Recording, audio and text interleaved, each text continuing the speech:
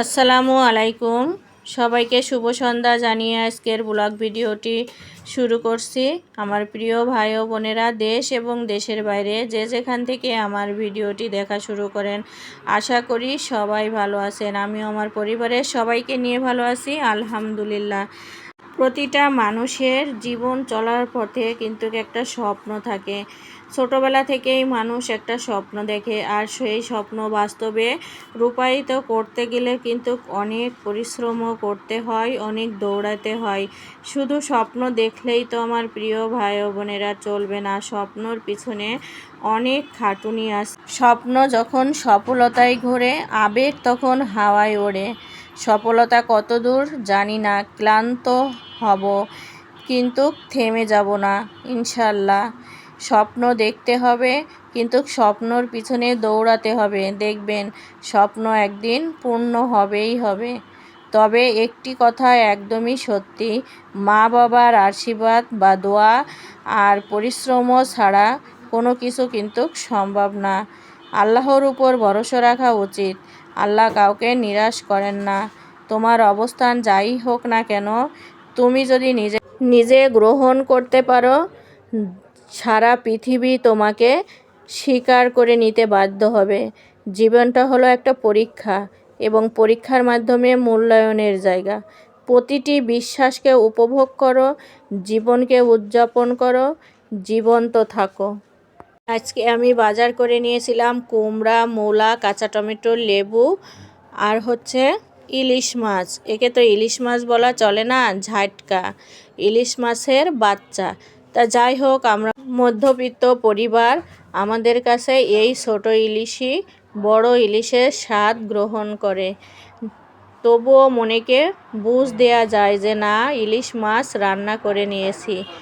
সবাই যাদের অনেক টাকা আছে তারা একটু বড় ইলিশ খায়, আর আমাদের মতো যারা, তারা একটু ছোট ইলিশ খায়। তা সমস্যা কি, ইলিশ তো ইলিশই। তো এদিকে তো আমি কাঁচা কুমড়া দিয়ে ইলিশ মাছ রান্না করে নেব। আজকে একটু অন্যভাবে রান্না করব। অন্যভাবে সেটা হলো, আমি কাঁচা পেঁয়াজ, কাঁচা মরিচ, একটু ধনিয়া গুঁড়ো দিয়ে মাছটা একটু তেল দিয়ে কষিয়ে নিচ্ছিলাম। এখানে কোনো প্রকারেরই মশলা দেওয়া হয় নাই। তারপরে তো অন্য চুলায় ভাজিটা বসিয়ে দিয়েছিলাম। এটা হলো কি ভাজি আমার প্রিয় ভাই ও বোনেরা শুনবেন? এটা হলো কুমড়া যে কেটে নিয়েছি, কাঁচা কুমড়া, সেই কুমড়ার খোসা, একটু পাতাকপি, সিম, একটা আলু, এগুলো দিয়েই ভাজি করে নিলাম। আমার প্রিয় ভাই ও বোনেরা, আপনাদের আপু কুমড়ার খোসাটাও ফেলে দিল না, দেখছেন কত হিসাবি মানুষ। আর এদিকে এই যে অন্য চুলায় মাছটা আমি এভাবেই জাল করে নিচ্ছিলাম। জাল করে নেওয়া বলেন আর কষিয়ে নেওয়া বলেন, যেটাই বলেন না কেন, এই যে নিয়ে নিলাম। তারপরে আমিও আজকে কুমড়া যে কষিয়ে নেব, তার মধ্যেও কোনো মশলা দিব না, কোনো বাটা মশলা দিব না। এই যে এই মাছটা তুলে নিয়েই আমি এই তেলের উপরেই কুমড়াটা দিয়ে দিচ্ছি, কারণ আজকে একটু ভিন্নভাবে রান্না করব। রান্না আপনার মনের মাধুরীর সাথে মিশিয়ে যেভাবেই রান্না করবেন, একাত্ম হয়ে দেখবেন, যদি আপনার মনোযোগ ঠিক থাকে তাহলে আপনার তরকারি অবশ্যই ভালো হবে। আর আমি যে পেঁয়াজ, কাঁচামরিচ, রসুন ভেজে রেখেছিলাম জিরা দিয়ে, আপনারা দেখছেন, আমি সেটা বলতে পারি নাই আপনাদের সাথে গল্প করতে করতে।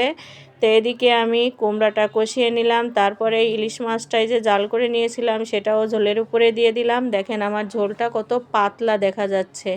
তারপরে এই যে ভেজে রাখা মশলাটা আমি বেটে নিয়েছি, এখন আমি এই যে ঝোলের উপর দিয়ে দিলাম। এখনই আমার প্রিয় ভাই ও বোনেরা দেখতে পাবেন আমার তরকারি কতটা গেবি গেবি হয়ে যাবে, অনেক গাঢ় হয়ে যাবে। মনেই হবে না যে আমি আজকে মশলা ছাড়া তরকারি কষিয়ে নিয়েছিলাম। আর এরকম করে তরকারি রান্না করলে হালকা মশলা দিয়ে খেতে কিন্তু দারুণ লাগে। যেহেতু কাঁচা কুমড়া ছিল তাই আমি এভাবেই রান্না করে নিলাম। আর ইলিশ মাছটাও দেখেন, ঠিক ইলিশ মাছের কালার রেখেই আমি রান্না করে নিয়েছি। আমার প্রিয় ভাই ও বোনেরা, আমার তরকারিটির কালারটা আপনাদের কার কাছে কেমন লাগলো অবশ্যই পুরো ভিডিও দেখে সুন্দর সুন্দর কমেন্টে জানাবেন। আর এদিকে তো আমি ভাজিটাও করে নিয়েছিলাম। তারপরে তো এই যে তেলের পিঠা দেখতে পাচ্ছেন, আমি গতকাল রাতে বাচ্চারা পড়তেছিল, তো তো ওদের ক্ষুধা লেগে গেল। আমি কি করছিলাম, হঠাৎ করে মাথায় বুদ্ধি আসলো তাহলে একটু তেলের পিঠা বানিয়ে দিই। এদিকে আমি চালের গুঁড়ি, ময়দা আর খেজুরের গুড় দিয়ে একটা গোলা তৈরি করে নিয়েছিলাম। তারপরে অনেকক্ষণ যাবত একটু ঢাকা দিয়ে রেখে দিয়েছিলাম। পরে চুলা জ্বালিয়ে তো আমি কড়াই বসিয়ে তেল দিয়ে পিঠাগুলো ভেজে নিচ্ছিলাম। তা দেখেন কি দারুণ ফুলকো ফুলকো পিঠা আমি তৈরি করে নিচ্ছিলাম। আর এমন তেলের পিঠা হলে কিন্তু পিঠা বানাতে অনেক বেশি ভালো লাগে। এই যে প্লেটে আমি পিঠাগুলো তুলে নিচ্ছিলাম। আমার প্রিয় ভাই ও বোনেরা, অনেক সুন্দর হয়েছিল আমার পিঠা। দেখেন একটা পিঠাও ফোলেনি এমন পিঠা ছিল না, প্রত্যেকটা পিঠা ফুলে ফুলে অনেক বড় হয়েছিল। তো আমার প্রিয় ভাই ও বোনেরা, আমার হুটহাট করে এই যে একটা ডিসিশন নিয়ে পিঠা তৈরি করে নিলাম রাত 12:30টায়। এটা আমার গতকালের পিঠার ভিডিও ছিল, এর সঙ্গে দিয়ে দিলাম। সবাই ভালো থাকবেন, আল্লাহ হাফেজ।